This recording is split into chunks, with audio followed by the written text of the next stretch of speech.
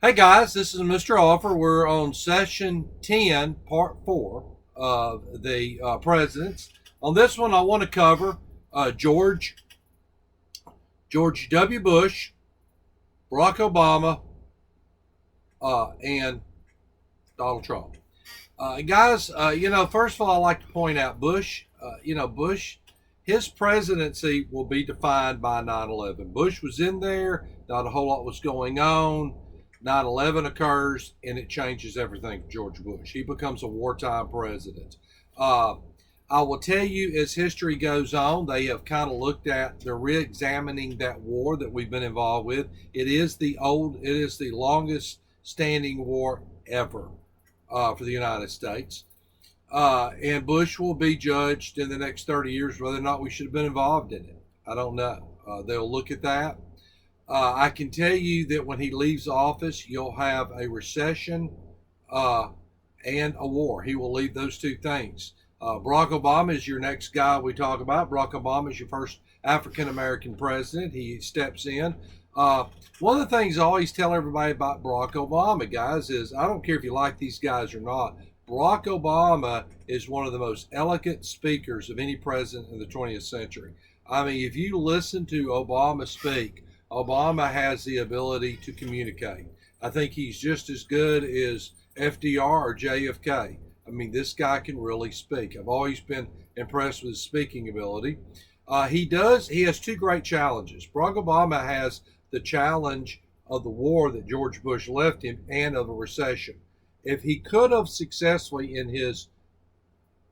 was in office for 8 years, 2 terms. If he could have successfully addressed both of those, he hands down would have gone down as one of the greatest presidents of the 20th century because he really this guy had a really big challenge. He will bring us out of the recession. As far as that's concerned, the recession under his administration, he'll bring us out. He also, he does that, but he doesn't get us out of that war. He tries to get us out. At one time, Barack Obama pulled the troops out. He pulls them out a little bit too early. And that entire thing in the Middle East, guys, it is a quagmire. I don't know the answer to it. So I really can't criticize Barack Obama because he probably did what most people would have done, is trying to get us out of there. But when he gets out of there, he fills the vacuum up and another terroristic group will take over. So again, both Bush and Obama, we have to wait to see, And now we're going to discuss our next president, the guy that sent.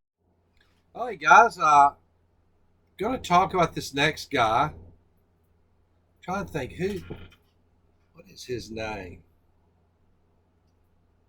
You got to hold on. It's Donald Trump.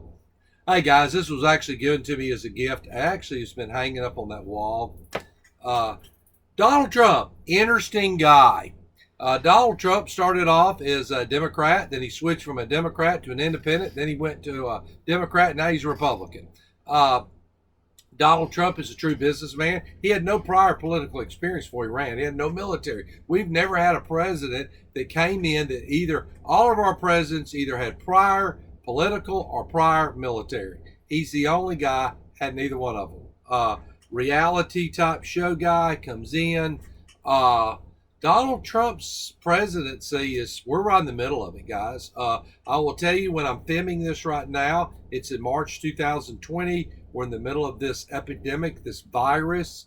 And this is going to make or break Donald Trump. I'm going to tell you, this is the defining moment. Donald Trump has done really good with the economy, and that was his football that he's ran with the whole time.